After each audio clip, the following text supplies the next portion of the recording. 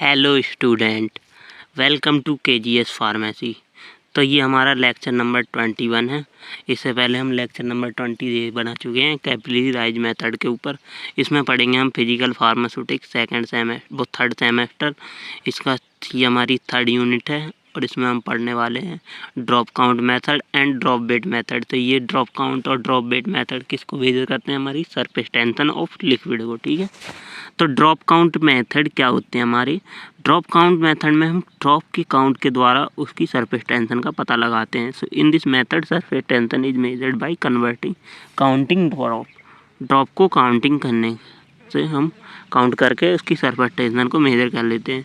In this method stalagmometer apparatus is used. इसमें important क्या है हमारा? स्टेगनोमैनोमीटर जो अपरेटस होता है वो इम्पोर्टेंट होता है, उसका यूज करते हैं हम सरफेस टेंशन को मेजर करने के लिए। ठीक है, तो ये स्टेगनोमैनोमीटर क्या करता है? इसका जो प्रिंसिपल होता है हमारे ड्रॉप काउंट मेथड का वो स्टेगनोमैनोमीटर पे ही बेस्ड होता है, क्योंकि ये क्या करता है, जो ड्रॉप होता है उन्हें स्लोली गिराता है और उन्हें काउंट कर सकते हैं इसके द्वारा हम। ठीक है, ड्रॉप को तो liquid sample pass through stalagmometer capillary so drop from end it this drop is continued, मतलब काउंटेड। जो ड्रॉप गिरी है उसको हम काउंट कर लेंगे। जब हम लिक्विड को इसके द्वारा गिराएंगे स्टेगनोमीटर के द्वारा तो उसमें से ड्रॉप फॉर्म होंगी। उन ड्रॉप को जो फॉर्म हुई हैं उन्हें हम काउंट कर लेंगे। ऐसे ही हम सैंपल का करेंगे, ऐसे ही स्टैंडर्ड की ड्रॉप काउंट करेंगे। तो ड्रॉप काउंट में क्या है हमारा? ये एक फॉर्मूला आता है ड्रॉप काउंट का, T1/T2।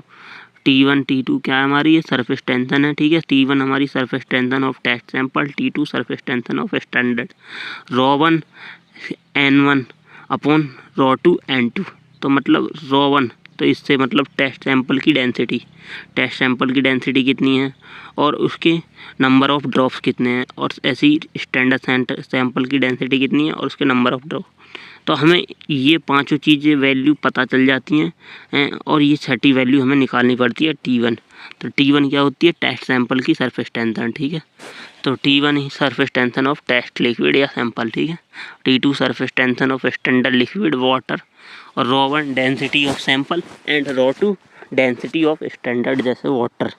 N1 क्या है हमारी? Number of drop of sample, N2 हमारी number of drop of water. ठीक है, सो इन्होंने क्या बताया कि जो लोअर सरफेस टेंशन होती है वो किसकी ज़्यादा होती है? हमारे स्मॉलर, जिसकी लोअर कम सरफेस टेंशन होगी उसके क्या होंगे? ड्रॉप जो होंगे वो छोटे छोटे गिरेंगे, मतलब साइज में उसके ड्रॉप बहुत छोटे होंगे। जैसे हमारे वाटर की ड्रॉप बहुत छोटी होती हैं इस टाइप से। ये कोई पतला लिक्विड हो गया, जैसे थिक लिक्विड होता है जैसे ऑयल टाइप्स, तो उनकी ड्रॉप क्या होती हैं? हमारी पतली होती हैं, स्मॉलर होती हैं, छोटी छोटी होती हैं। ठीक है, तो बहुत टाइम में गिरती हैं, जैसे गाढ़ा लिक्विड हो गया। तो ये हमारा इस टाइप का स्टेगनोमैनोमीटर होता है। इसका प्रोसीजर कंस्ट्रक्शन कैसे होता है? Stalagmometer apparatus used for counting drop. It consist a glass tube with a bulb of middle of tube. इसके बीच में ये बल्ब लगा हुआ है। इसमें क्या करते हैं हम? यहाँ से हम क्या करते हैं? लिक्विड को सक करते हैं। यहाँ पे हम क्या लगा देते हैं? सक करने के लिए जब किसी भी हमें इसमें भरना पड़ता है तो ऊपर हम वो रबड़ बॉन्ड लगा देंगे। रबड़ बॉन्ड से हम इसे सक करेंगे। सक करने के बाद क्या करेंगे?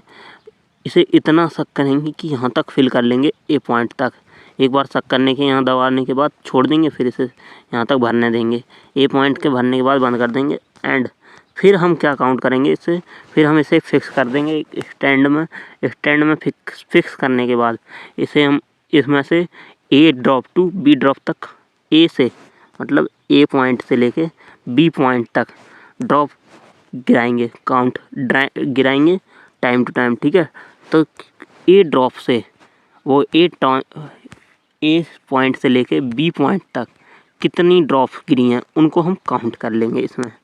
तो जो ड्रॉप आएंगी उन्हें हम उसमें रख देंगे और फिर हम फॉर्मूले के द्वारा कैलकुलेट कराएंगे। जैसे ये हमारा formula T1/T2 ρ1 N1 and ρ2 N2, इसके द्वारा हम कैलकुलेट कर लेंगे। ठीक है, तो इसकी वर्किंग क्या है? Procedure so clean and dry stalagmometer and fix vertically in stand, वही होता है, इन्होंने वर्टिकली रखते हैं हम इसको फिक्स करके और सक करते हैं लिक्विड को फ्रॉम ए मार्क तक, ठीक है। ए मार्क तक भरने के बाद और तो लिक्विड की जो ड्रॉप होती है उन्होंने स्लोली फ्रॉम टिप से हम स्लोली गिराते हैं एंड काउंट करते हैं ड्रॉप को, ठीक है। सो सैंपल की ड्रॉप को काउंट करने के बाद हम स्टैंडर्ड की ड्रॉप को काउंट कर लेते हैं, देन हम इनको कैलकुलेट कर लेते हैं भाई सरफेस टेंशन के फॉर्मूले से, ठीक है। इस वाले फार्मूले से कैलकुलेट कर देते हैं, जैसे T1/T2 ρ1 N1 अपॉन ρ2 N2, इसके द्वारा हम कैलकुलेट कर लेते हैं, ठीक है। और फिर आता है हमारा ड्रॉप वेट मेथड। तो इसमें ऊपर हम ड्रॉप काउंट कर लेते हैं, इसमें बस हम ड्रॉपों का वेट ले लेंगे। तो इसमें क्या करते हैं, जैसे हम लिक्विड भरते हैं अपना, तो मान लो 20 ड्रॉप हमने उसमें गिरा ली, और उस 20 ड्रॉप का वेट ले लेते हैं, उसका हम क्या कर लेते हैं, वो क्या कहते हैं, सब्सट्रेट कर लेते हैं। सब्सट्रेट करने के बाद एक ड्रॉप की हम वेट निकाल लेते हैं उससे, ठीक है। जैसे मान लो 20/20 आया तो एक ड्रॉप का वेट हमारा कितना हुआ, 1 ग्राम हुआ। तो इस टाइप से हम ड्रॉप का वेट पता लगाते हैं इसमें। तो drop wait method, in this method surface tension is measured bye weighing the drop of liquid.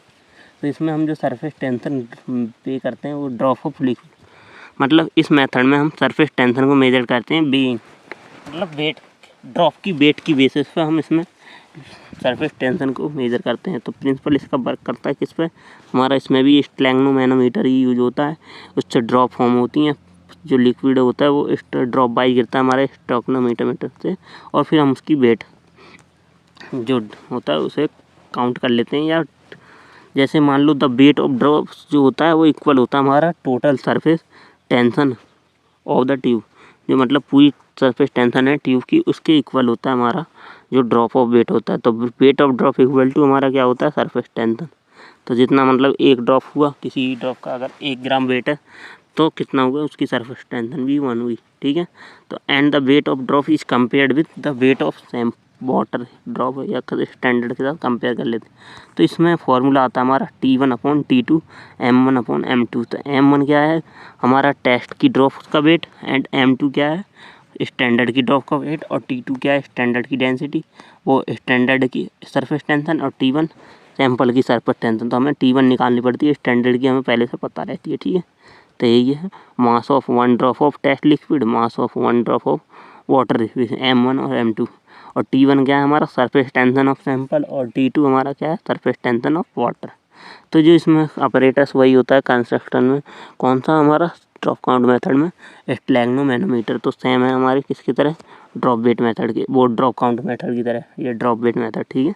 तो इसका प्रोसीजर भी सेम है। जब क्लीन एंड ड्राई हम क्या करेंगे, स्टेगनोमीटर को फिक्स कर लेंगे वर्टिकली एंड उसे सक करेंगे ए मार्क तक, एंड लिक्विड को अलाउ करेंगे A point two B point तक गिरने में। जितनी ड्रॉप गिरेंगी उनको हम काउंट करने के बाद उनका वेट हम ले लेंगे। जैसे मान लो 20 ड्रॉप्स गिरी, 20 ड्रॉप्स को हम वे करेंगे and calculate way 1 drop by dividing weight of liquid number of drops. तो डिवाइड कर लेंगे 20 से, तो मान लो 1 ड्रॉप आया 20/20।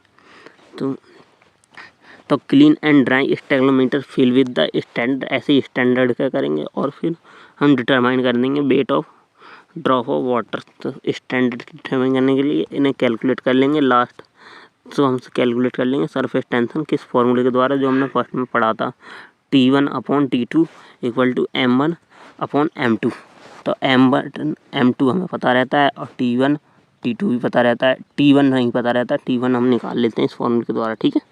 तो M1 क्या है हमारा, मास होगा जो 1 ड्रॉप ऑफ टेस्ट सैंपल की गिरेगी, ठीक है, उसका मास। और M2 क्या है, मास ऑफ स्टैंडर्ड, और T2 हमें सरफेस टेंशन पता ही रहती है स्टैंडर्ड लिक्विड की। तो जो ये होता है बहुत इजी मेथड होता है मेजरमेंट करने के लिए सरफेस टेंशन का, ठीक है। अब इसके बाद हम पढ़ने वाले हैं बिन हेनले प्लेट मेथड और रिंग डी अटैचमेंट मेथड। तो ये हमारा लेक्चर ख़त्म हुआ। अब नेक्स्ट टाइम में हम बिन हेनले मेथड पढ़ेंगे और रिंग डी अटैचमेंट मेथड करेंगे, वो हमारे इंटरफेसियल टेंशन को मेजर करेंगे। Thank you.